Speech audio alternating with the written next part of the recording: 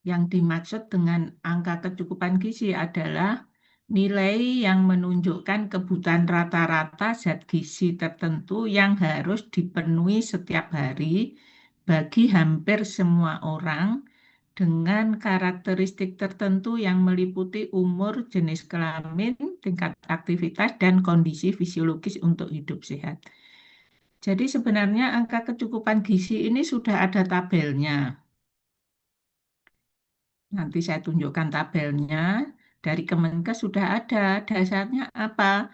Jadi berdasarkan umur. Jadi dibedakan angka kecukupan gizi pada umur rentang tertentu, juga dibedakan jenis kelaminnya.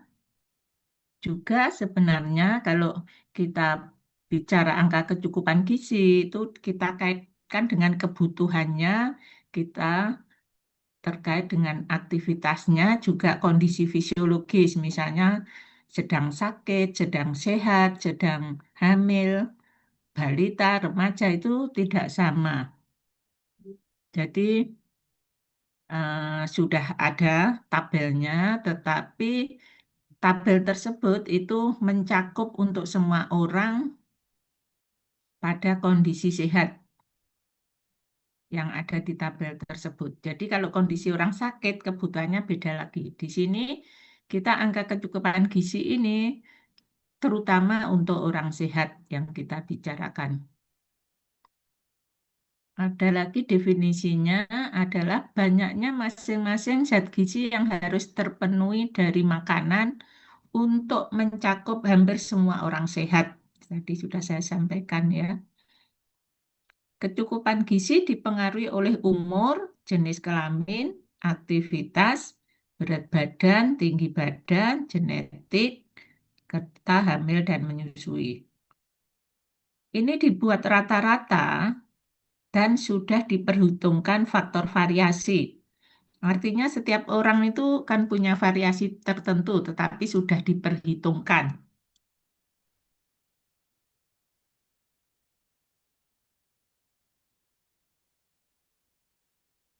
Angka kecukupan gizi digunakan pada tingkat konsumsi yang meliputi kecukupan apa saja yang ada di angka kecukupan gizi itu. Jadi ada tabelnya, meliputi energi.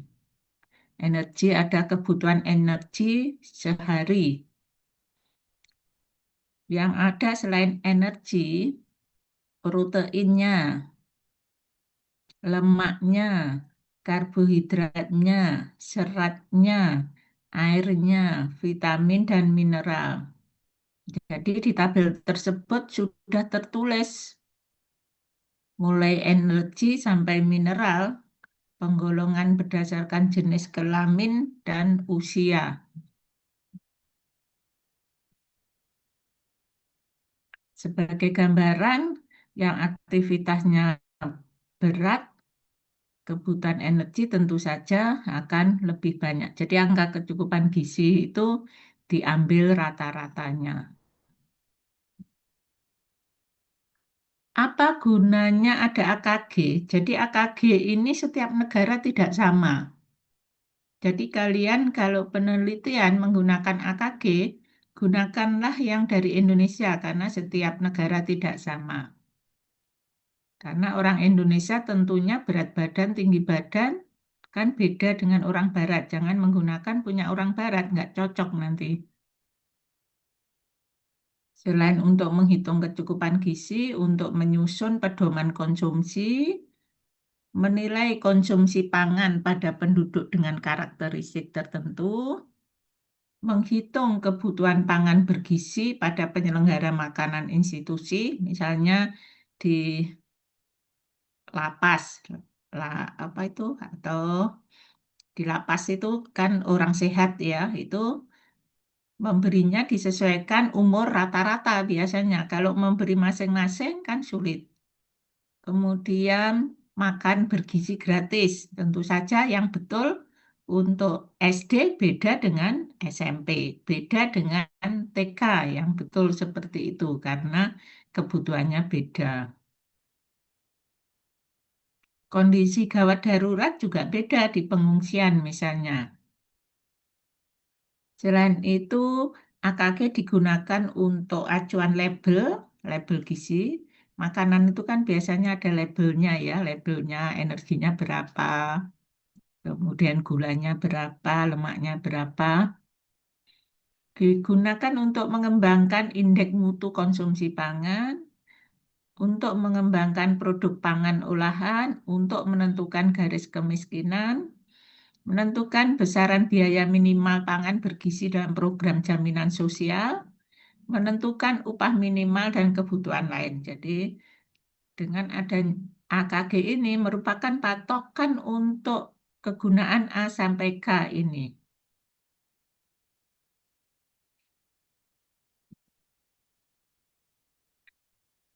Selain angka kecukupan gizi, ada istilah angka kecukupan energi.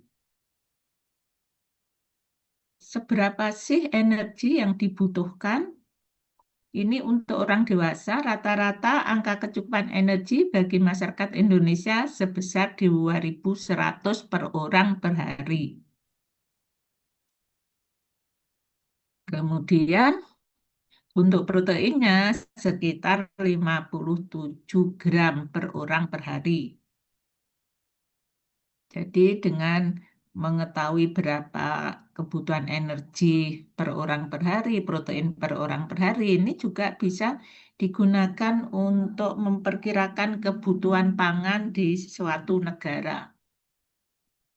Seperti misalnya kebutuhan protein 57 gram per orang, itu bisa diperkirakan sehari Indonesia itu butuh telur berapa, butuh ayam berapa, butuh daging berapa, tahu, tempe, karena diambil rata-ratanya beda lagi. Itu kebutuhan energi. Bagaimana dengan lemak? Lemak itu sebagai sumber dan cadangan energi merupakan sumber alam asam lemak esensial di kekurangan vitamin A, D, E, K karena vitamin A, D, E, K larut dalam lemak. Lemak ada yang esensial, jadi tidak bisa diproduksi oleh tubuh. Lemak esensial itu harus didapat dari konsumsi. Dianjurkan untuk lemak itu lemak yang tidak jenuh. Di Indonesia, seberapa sih kebutuhan lemak rata-rata itu di Indonesia untuk dewasa ini 10-20%. Yang sering itu sekitar 15%. Tetapi kalau untuk orang sakit biasanya lebih tinggi lagi. Tetapi yang sering kebutuhan lemak itu sekitar 20%. Kalau orang sakit kadang 20-30%.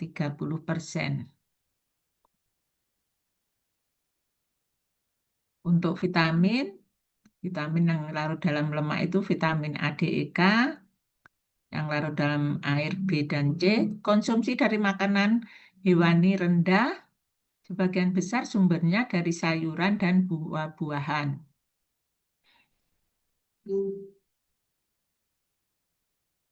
Tetapi lemak itu tidak boleh dikonsumsi berlebihan.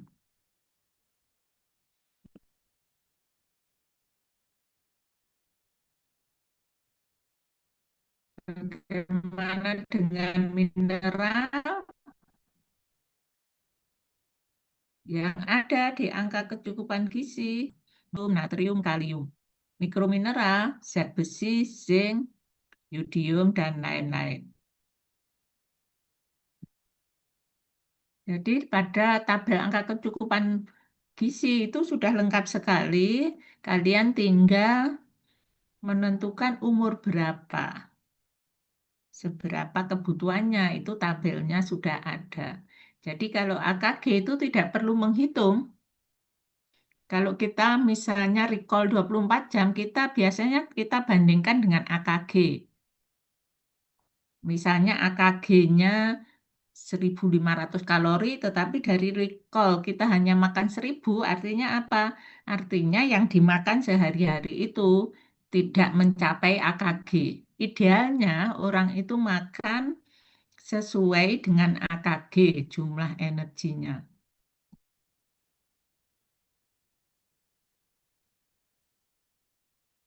Ini adalah sumber bahan makanan, saya kira nanti bisa dibaca sendiri. Sumber vitamin A, sumber vitamin C, E, kalsium, serat. Kalau serat tentu saja dari sayur-sayuran dan buah-buahan yang terbanyak. Kalau kalsium dari susu dan produknya. Bagaimana mengukur satuan energi? Satuan energi itu satuannya berupa kilokalori atau disingkat K besar atau kalau K kecil, kakal, biasanya begitu. Seberapa besar sih 1 kilokalori? Gambarannya, kalau orang butuh energi sebesar 2.000 kalori, itu sebenarnya gambarannya seperti apa sih? Gambarannya adalah 1 kalori itu adalah panas yang dibutuhkan untuk menaikkan panas 1 gram air dari 14,5 derajat menjadi 15,5 derajat Celcius. Jadi kekuatannya seperti itu gambarannya. 1 kilokalori itu seperti kalau menaikkan panas dari 14,5 ke 15,5. Cara mendapatkan angka kebutuhan energi yang untuk aktivitas itu bisa dengan mengukur konsumsi oksigen, itu menggunakan alat. Bisa dengan melihat denyut jantungnya, itu ada perhitungannya sendiri. Tetapi kalau menghitung seperti ini, setiap orang dihitung denyut jantungnya berapa, diketahui kebutuhan energinya, itu tentu saja kalau di masyarakat akan sulit, akan ribet. Sehingga sudah ditentukan dalam bentuk tabel. Dasar perhitungan angka kecukupan energi itu apa sih? Tadi kan sudah ditetapkan sekitar 2.100 untuk orang dewasa. Dasar perhitungannya ada 3 hal, yaitu energi basal atau basal metabolisme rate, aktivitas fisik, dan SDA, Specific Dynamic Action. Angka kecukupan energi itu merupakan penjumlahan dari energi basal ditambah aktivitas fisik dan tambah penyerapan SDA itu energi yang digunakan untuk absorpsi. Biasanya SDA ditiadakan, diabaikan. Jadi angka kecukupan energi hanya BMR dan aktivitas fisik. Di sini rumusnya ditambahkan, tetapi kalau menghitung nanti perhitungannya dikalikan.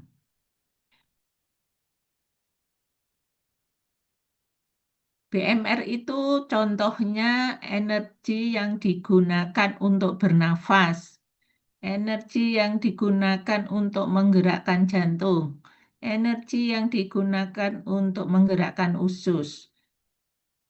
Jadi energi pada saat orang istirahat, energi basal. Jadi orang itu meskipun tiduran juga butuh energi. Kemudian kalau aktif dikalikan aktivitasnya. Selain itu, perlu energi pembakaran makanan sekitar 10%, tapi sering diabaikan.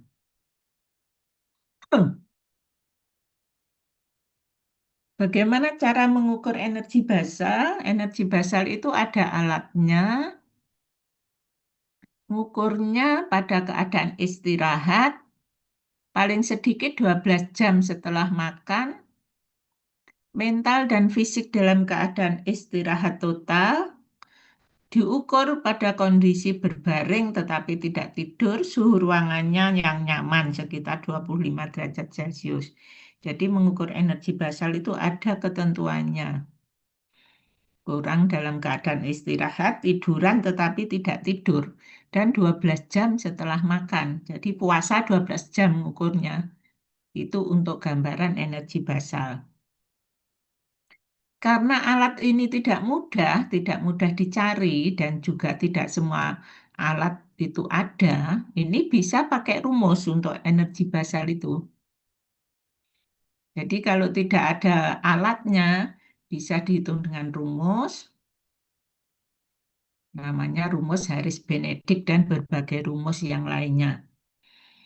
Ada beberapa faktor yang mempengaruhi energi basal sehingga orang itu ada yang makannya banyak tetapi tetap kurus, ada yang makannya sedikit sudah gampang gemuk karena beberapa faktor antara lain genetik.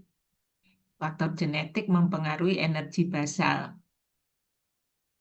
Jenis kelamin, tentu saja laki-laki energi basalnya lebih tinggi. Jadi laki-laki makannya harus lebih banyak dari perempuan karena butuh energi yang lebih banyak.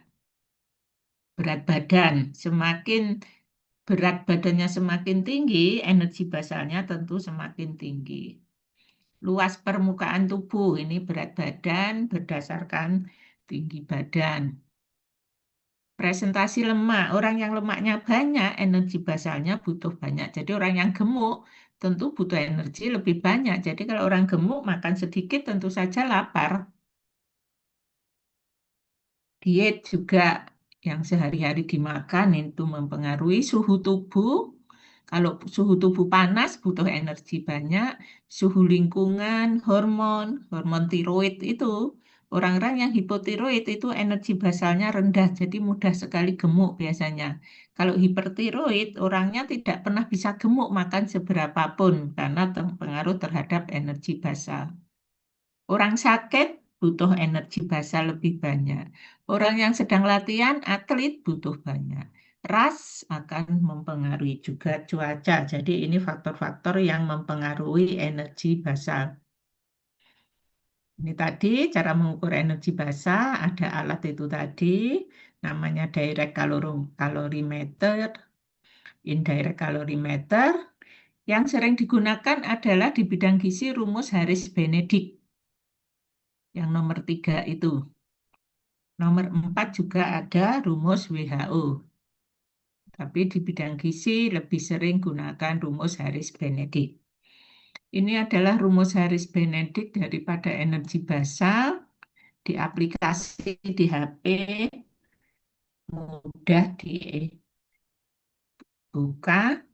Ini dari Harris-Benedict untuk pria, perhitungannya beda dengan wanita. Yang penting harus ada data berat badan, tinggi badan, dan umur. Jadi untuk mengetahui energi basalnya seberapa, perlu data berat badan, tinggi badan, dan umur. Juga perlu data wanita atau pria karena rumusnya berbeda.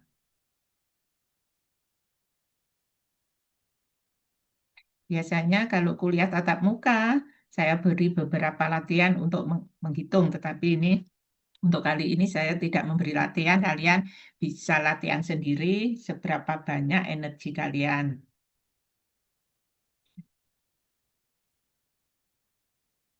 Selain itu, cara mengukur energi basal juga ada rumus laki-laki dan perempuan sudah ditentukan hanya berdasarkan berat badan. Kalau Haris Benedik tadi kan berdasarkan berat badan, tinggi badan, dan umur. Ini rumus lain.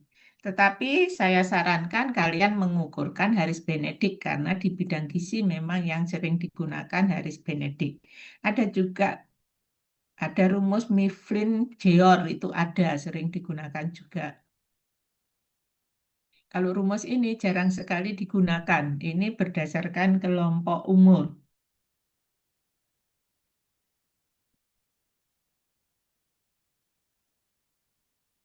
Setelah dihitung energi basalnya, berapa kebutuhan energinya itu dikalikan aktivitas fisik. Jadi yang aktivitas fisiknya ringan, perkaliannya lebih rendah daripada aktivitas fisik yang berat.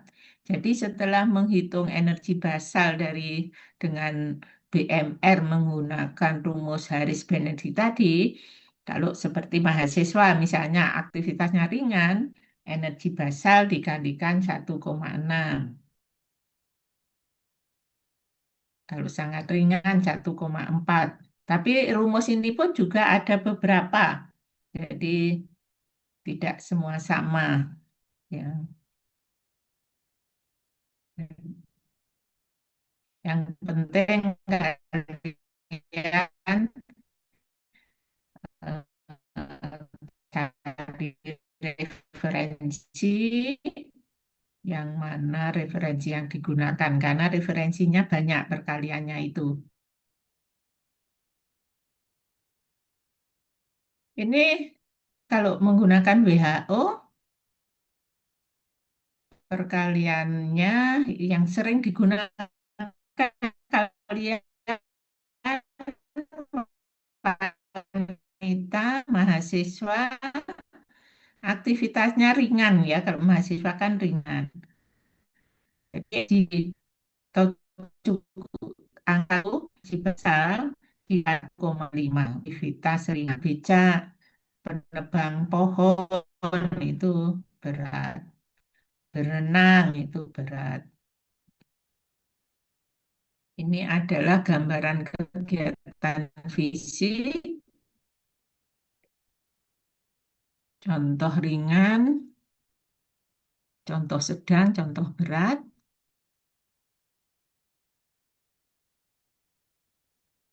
8 jam tidur, 7 jam bekerja di kantor, 2 jam pekerjaan sedang di rumah tangga, setengah jam olahraga, 6,5 jam pekerjaan ringan dan sangat ringan.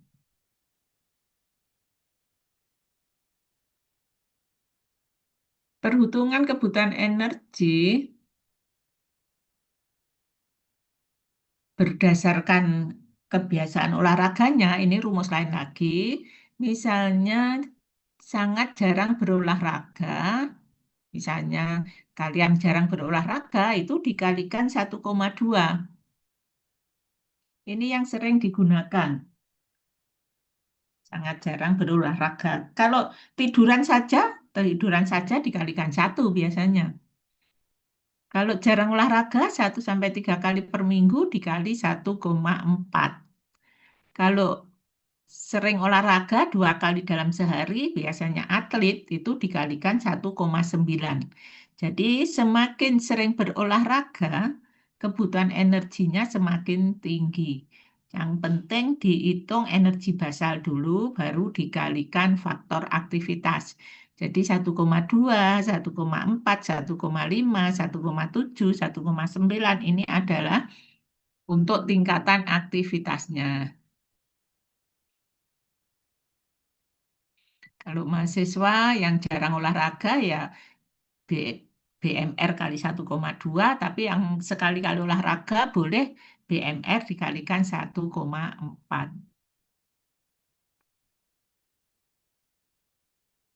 Bagaimana cara menghitung kebutuhan energi?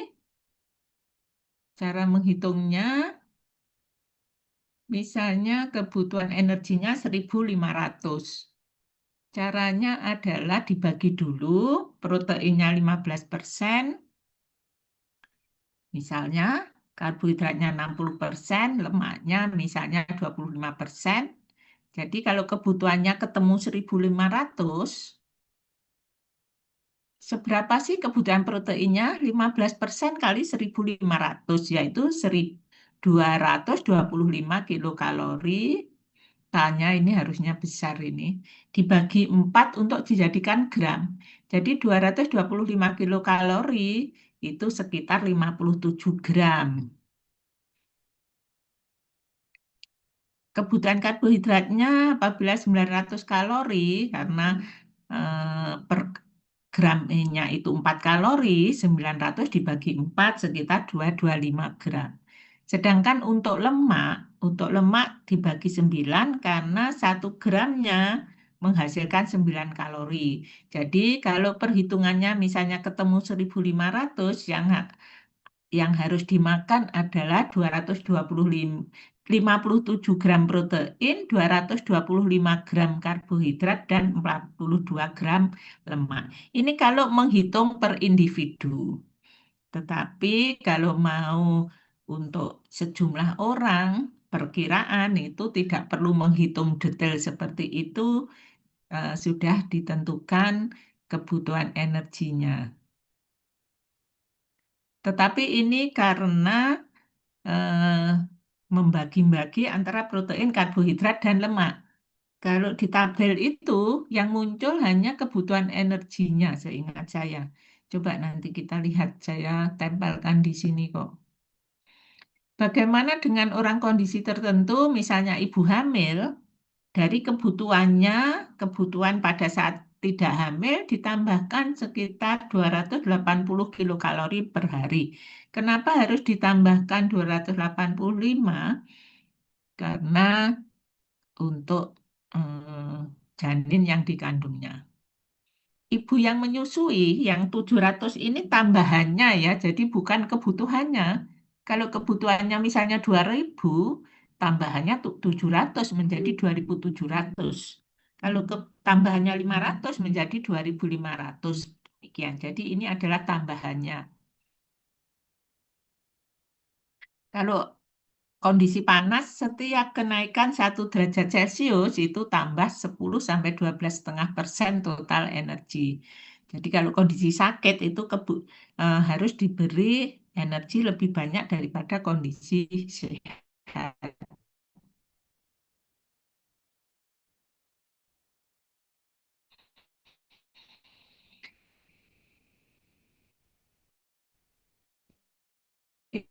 Ini yang bisa kalian buka dan peraturan Menteri Kesehatan Pemerintah. Jadi seperti ini. Ini sudah ada misalnya 0 sampai kebutuhan energinya 550. 550 ini cukup dari ASI sudah cukup. Berat badannya sekitar 60, kebutuhan energinya sekitar 2.650, proteinnya 65, lemaknya 75, karbohidratnya 430. Jadi bisa menghitung perorangan menggunakan rumus yang tadi, bisa juga langsung melihat tabel ini. Kalau tabel ini biasanya perencanaan, eh, misalnya di suatu asrama gitu ya, anak-anak yang di asrama laki-laki usia 10 sampai 12 tahun, misalnya di pondok pesantren gitu ya. Jadi sehari harus mendapatkan 2.000. Ini sudah rata-rata umur 10 maupun umur 12 diberi sekitar 2.000 ya. Ya memang tidak pas ya. Yang pas ya harus dihitung seperti tadi, harus dihitung basal metabolisme rate, diketahui aktivitasnya karena kan tidak sama tinggi badannya, berat badannya, tetapi ini perkiraan rata-rata. Ini kalau hamil trimester 1 tambahnya 180 kalori, trimester 2 300, trimester ketiga 300. Ini menyusui, ini 330 ini tambahannya. Jadi sudah ada tabelnya itu. Kalau perencanaan suatu makan di institusi atau asrama atau di tempat pengungsian biasanya menggunakan AKG ini. Tidak perlu memberi satu per satu. Kalau satu per satu ya repot sekali.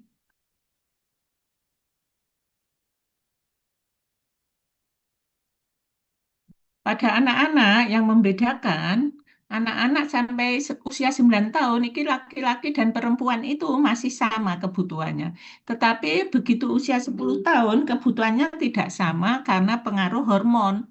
Jadi perempuan usia 10 tahun itu sudah mulai ada perubahan hormon, perempuan maupun laki-laki, sehingga beda. Kalau usia 7 sampai 9 tahun anak-anak laki-laki perempuan itu kebutuhan energinya sama. Begitu usia 10 tahun dibedakan. Jadi kalau di pesantren, pesantren yang laki-laki maupun perempuan itu seharusnya makanannya yang diberikan tidak boleh sama kalau sudah usia 10 tahun ke atas, karena yang laki-laki lebih banyak. Ini contohnya laki-laki kan 600. Kalau perempuan ini juga masih 600. 13 sampai 15 masih 600. Kalau laki-laki 13 sampai 16 masih 600. Tapi yang lainnya sudah mulai beda. Jadi ini tabel yang ada. Saya rasa AKG cukup itu saja. Biasanya karena 2 jam itu saya gunakan untuk latihan. Ini saya juga kurang enak badan, tidak bisa datang. Jadi untuk latihan kalian latihan masing-masing sendiri karena sudah saya jelaskan. Sebelum saya akhiri, kalian tanyakan. Dari penjelasan ini, adakah yang ingin ditanyakan? Jadi harapan saya sesudah kuliah ini, kalian bisa mengukur masing-masing kebutuhan energi kalian, kalian bisa mengukur energi basal kalian.